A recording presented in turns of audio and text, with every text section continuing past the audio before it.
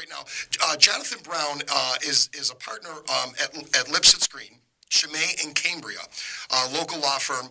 His areas of law are entertainment law, intellectual property litigation. Let me say that again. Intellectual property litigation, trademark prosecution, copyright law, the rights of privacy and publicity, commercial litigation, and employment litigation. And I want to welcome you down, Johnathan. How you doing? I'm doing great. Thank you so much for having me. And I appreciate you coming down to the show and helping us out with this. And once again, you're not giving legal advice. You're just going to kind of give us a little bit of a background to a couple questions so that the listeners and Joshua and I really, we're like 10-year-olds. So we need it broken down as simply as possible. Basic idea of what is copyright, what is copyright infringement, that kind of stuff. Is that okay? Absolutely. I'll do my best. Okay. And what I want to do is I want to start out with my very first question. What is a copyright and what does it protect?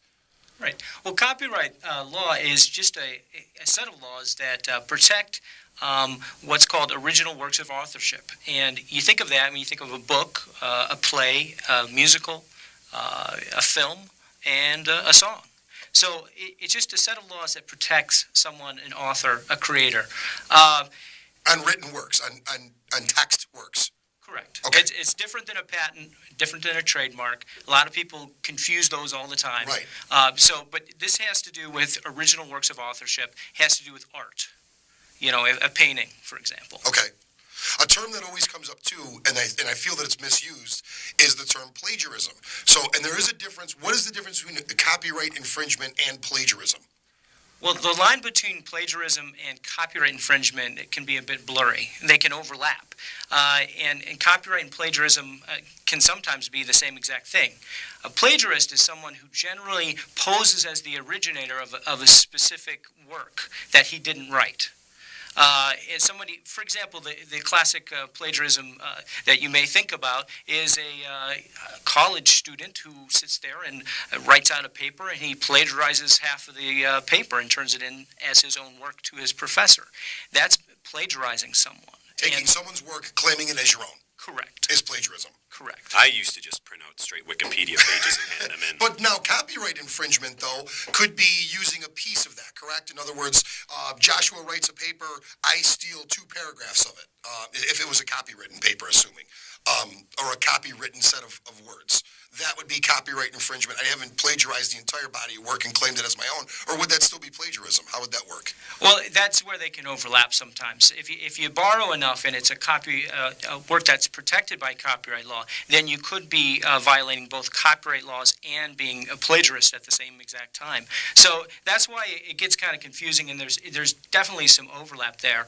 I would say this: plagiarism is more about ethics than law. Okay. You can sue someone for copyright infringement, but you can't sue someone for plagiarizing your work. So it basically, like you said, it's an ethical point. In other words, ethically, do you feel comfortable presenting a work that was done by someone else as your own? And you can get in trouble for that. For example, the college student may receive some kind of sanction from the college that he goes to because of it. So there are consequences for plagiarism. It's just not from a legal standpoint. There's usually nothing attached to that unless there's a contract, something in place that says when I write for you, I'm not going to plagiarize someone else. Sometimes there's some contractual language that might take effect. Well, let me ask you a question, because this one just popped in my head actually when you're talking about this. You're talking about the college student that plagiarizes and puts it on, which I'm sure happens daily. What about LimeWire, downloading songs? Would that be a copyright infringement, or is that? That's copyright infringement. That's copyright infringement. Okay, because it's a copywritten piece of work, and that would be, because nobody's claiming credit for it. Yeah. So we're getting this clear. Now the copyright laws were changed. And Sonny Bono had something to do with it. Can you explain that one to me real quick? Sure. Well, the copyright laws have been changed many times over the years. And what you're referring to is what we call the Sonny Bono Act, or sometimes we call it the Mickey Mouse Protection Act. Right. Basically what they've done, they've extended the life term of a copyright by an additional 20 years. And, it has some pros and cons. There's certainly people out there, and actually there was a Supreme Court lawsuit dealing with the extension of copyright protection.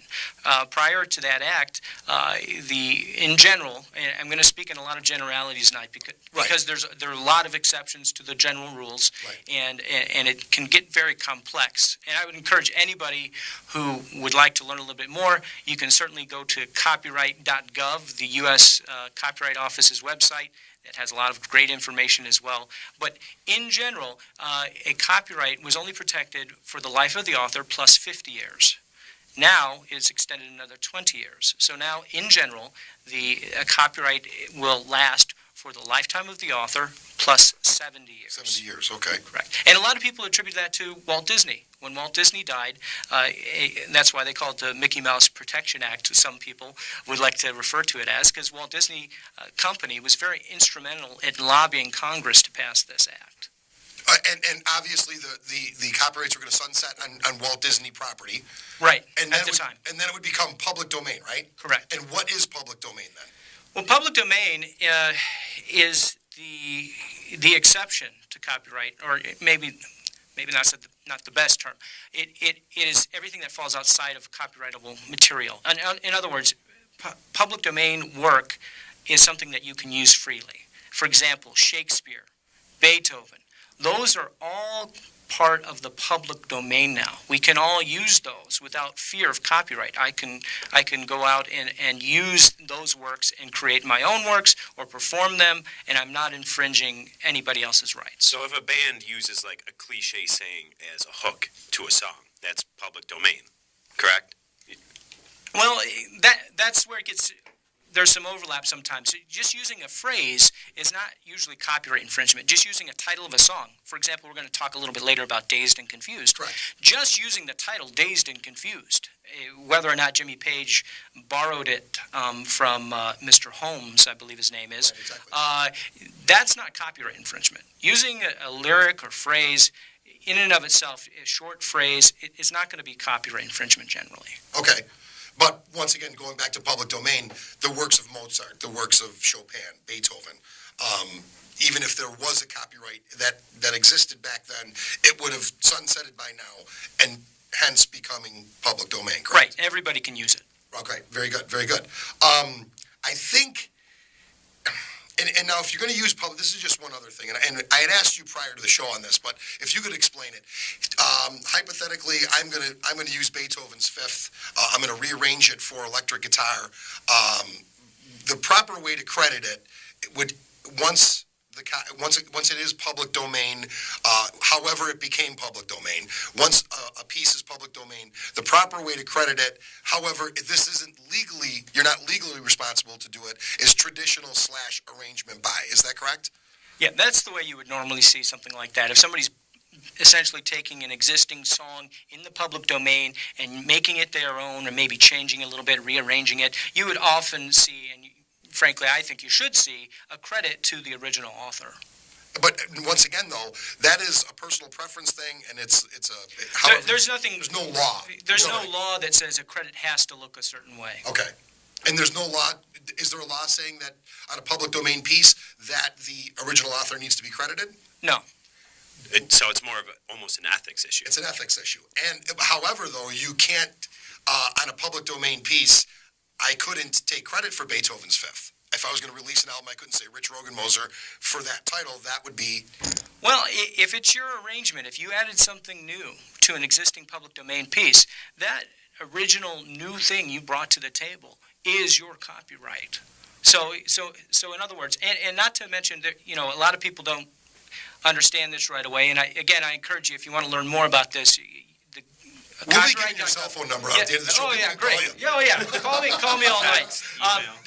There are two separate copyrights that you're talking about. You're talking about the music copyright and then the recording copyright.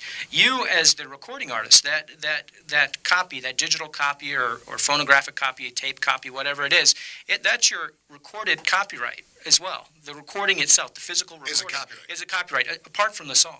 Okay, we're going to take a short commercial break, and we're going to come back. Jonathan's going to stick around. You going to stick around with us? Oh, that'd be great. And we're gonna start digging into the Zeppelin catalog. I'm going to get my hands dirty. We want everyone to decide. Stick around, folks. Heard it on the X.